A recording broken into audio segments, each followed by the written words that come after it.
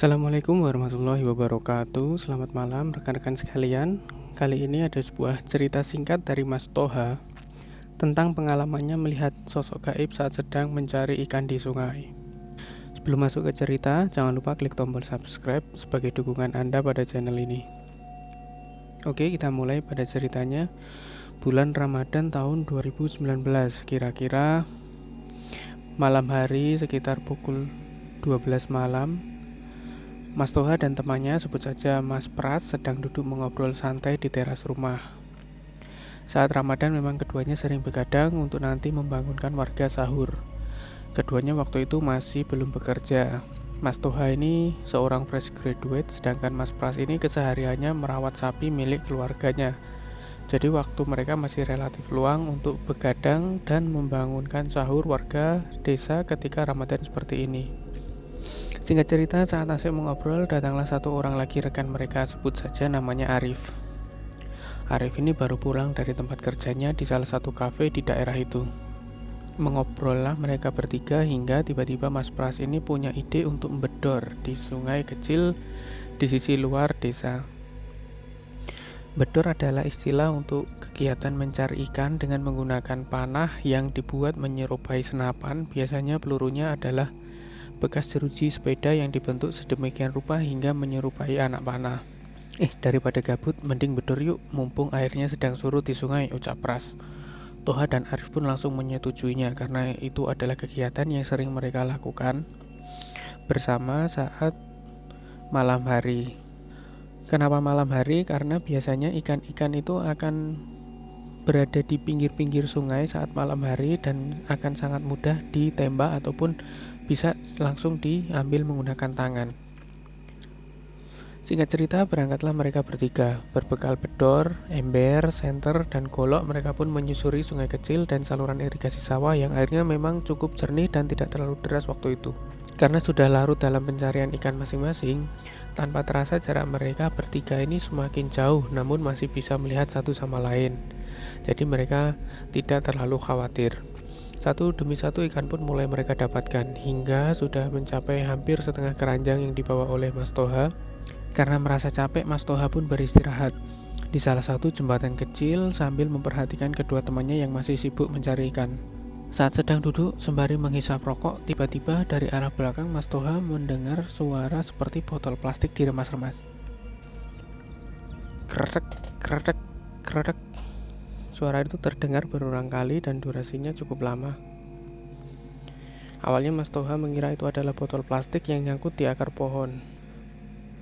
Namun lama-lama Mas Toha merasa aneh karena suara itu semakin lama semakin keras dan sepertinya ditambah tidak hanya satu botol, tapi terdengar ada 2 atau 3 botol, dan bahkan ada yang seperti suara yang dipukulkan ke pohon. Jadi ada suara botol yang dipukulkan ke pohon.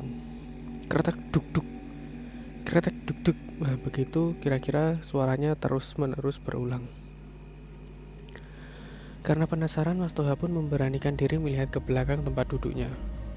Jadi di belakang Mas Toha itu ada saluran irigasi kecil dan ada sebuah pohon kelapa yang tidak terlalu tinggi, namun batang bawahnya itu cukup besar dan sebagian akarnya itu berada di dalam saluran irigasi tersebut. Sumber suara itu berasal dari belakang pohon kelapa tadi. Dia pun perlahan berjalan memutar untuk melihat ada apa di belakang pohon tersebut.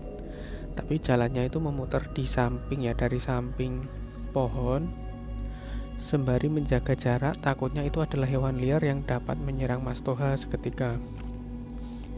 Mas Toha berjalan pelan, memutar hingga dia terkejut melihat apa yang ada di balik pohon dan sumber suara itu. Jadi di sana, tepat di bawah pohon kelapa itu, Mas Toha melihat 3 sosok makhluk berbadan kecil seperti bayi, menggunakan pakaian seperti kaos singlet berwarna hijau lumut, hijau tua seperti itu. Dan yang aneh adalah kepalanya makhluk itu lonjong ke atas tanpa ada rambut di sana. Ketiganya sibuk memainkan botol plastik air mineral, meremas-remas dan memukulkan botol satu sama lain. Mas Toha sejenak terdiam melihat 3 sosok itu hingga tiba-tiba salah satu dari mereka menoleh ke arah Mas Toha. Di sana Mas Toha tambah terkejut melihat muka dari makhluk itu. Tampilannya seperti bayi Badannya seperti bayi, namun mukanya seperti orang tua yang sudah berumur 70 tahunan. Keriput ompong dan matanya berwarna putih tanpa pupil hitam di sana. Sosok itu tersenyum melihat ke arah Mas Toha dengan memperlihatkan gusinya yang hitam dan beberapa sisa gigi yang juga menghitam. Seketika Mas Toha pun berteriak dan berlari menuju kedua temannya yang ternyata sudah berada cukup jauh dari lokasi awal tadi. Sambil ngos-ngosan, Mas Toha menemui Arif yang posisinya lebih dekat dan menceritakan apa yang dilihatnya. Lalu Pras pun mendekat untuk mencari tahu apa yang terjadi. Diceritakanlah semua yang dilihat Mas Toha itu ke Arif dan Pras. Kemudian mereka memutuskan untuk memeriksa kembali ke sana sekalian mengambil peralatan yang tadi ditinggal oleh Mas Toha. Sampai di lokasi pohon, ternyata tidak ditemukan sosok itu, bahkan botol plastiknya pun sudah tidak ada. Akhirnya malam itu mereka memutuskan untuk menyudahi pencarian ikan dan kembali ke rumah untuk melaksanakan makan sahur, karena waktu sudah memasuki waktu sahur. Sore harinya tanpa sebab yang jelas, Mas Toha tiba-tiba sakit dan meriang, bahkan sempat muntah-muntah. Kondisi sakit itu dialami Mas Toha selama kurang lebih 1 minggu. Sudah dibawa berobat ke klinik dan puskesmas, tapi kondisinya masih sama. Hingga kemudian Mas Toha dibawa ke seorang sesepuh desa sebelah untuk berobat. Dan akhirnya Mas Toha diberi air minum dalam botol yang jumlahnya 3 botol seperti jumlah botol yang dimainkan makhluk yang dilihat Mas Toha itu. Kemudian ketiga botol itu dibawa pulang oleh Mas Toha. 1 botol diminum, 1 botol disiram di beberapa sudut rumah, dan yang 1 lagi dicampur air untuk mandi. Ajaibnya keesokan hari kondisi Mas Toha menjadi lebih baik dan berangsur-angsur sembuh. Sekian cerita dari Mas Toha yang dapat saya sampaikan. Jika ada salah kata dan penyampaian saya mohon maaf. Semoga kita selalu senantiasa dalam lindungan Tuhan Yang Maha Esa. Terima kasih. Wassalamualaikum warahmatullahi wabarakatuh.